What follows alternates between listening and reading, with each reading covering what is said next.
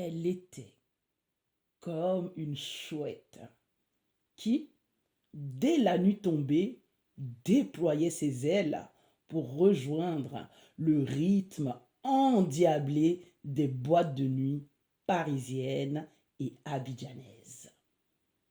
Reine de la nuit, elle aimait le tumulte de l'obscurité et le frisson des opportunités d'affaires à la limite de la légalité. Elle faisait partie de ces êtres rares qui traversent l'existence sans jamais se soucier du lendemain, vivant ainsi à 200 à l'heure. Pour elle, le monde de la nuit et ses ténèbres n'étaient pas une fuite, mais plutôt un terrain de jeu. Elle a vécu pour la fête, pour le risque, mais surtout pour les autres. Car c'était une personnalité hors norme, une sorte de Robin des Bois moderne au féminin. Elle ne prenait aux uns que pour offrir aux autres, se dépouillant ainsi de tout sans jamais rien garder pour elle. Elle a vécu les mains ouvertes, transformant chaque gain en un acte d'amour pour son prochain.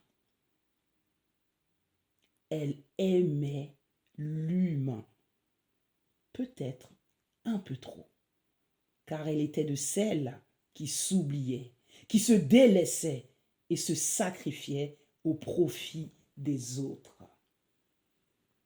Il y avait en elle quelque chose de noble et de masculin.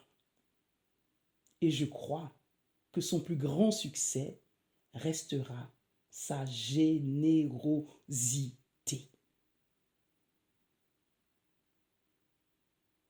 Telle une hirondelle, elle portait en elle cette âme migratrice qui ne se pose que pour mieux repartir. Elle voyageait entre la France et la Côte d'Ivoire, comme on traverse une rue. Elle s'est envolée une dernière fois, quittant les rives de la Côte d'Ivoire et les lumières de la France pour rejoindre un ciel beaucoup plus vaste, où le voyage ne s'arrête jamais. Elle s'en est allée, les mains vides, mais l'âme pleine de tous les sourires qu'elle a financés. Elle nous laisse le souvenir d'une femme libre que même l'horizon ne pouvait retenir. Je veux honorer cette femme dont l'amour était patient, un amour plein de bonté, jamais envieux. Toute sa vie, elle a passionnément recherché Dieu. Elle a d'abord cru le trouver dans le cœur des hommes, puis à travers les religions, cheminant ainsi de l'islam au christianisme avec cette soif absolue qui la caractérisait. Mais c'est finalement dans une rencontre beaucoup plus personnelle avec Jésus-Christ qu'elle a trouvé l'encre de son âme, c'est-à-dire cette paix parfaite qu'elle poursuivait depuis toujours. Aujourd'hui, je rends hommage à mon amie, à ma sœur de cœur, à ma complice de l'ombre. Veux-tu savoir de qui je parle? Je te parle. Je te parle de la fille de Manu. Je te parle de la maman d'Ursula. Je te parle de la compagne de Yannick.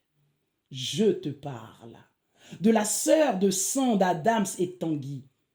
Je te parle de la cousine préférée d'Henri.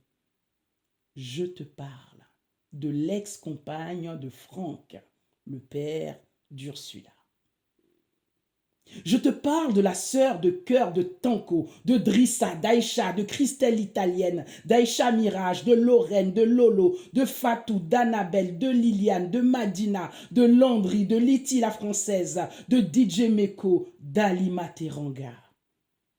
Je te parle de celle qu'on appelait affectueusement la bonne petite, de Billy le coiffeur, d'Olivier Saoudien, de Yakou et Sefer, de Maïlé, de Flavis, de Moussa, de Dubois, de Fori.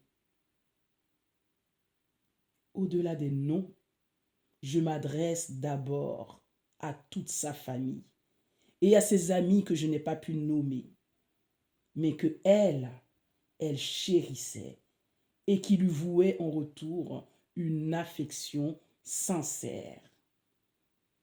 Alors, ensemble, célébrons la force de caractère, le tempérament de feu et la profonde humanité de Kobina Yadio Sandrine, qui nous a quittés le 22 janvier 2025. Adieu, 4-4 Guetta.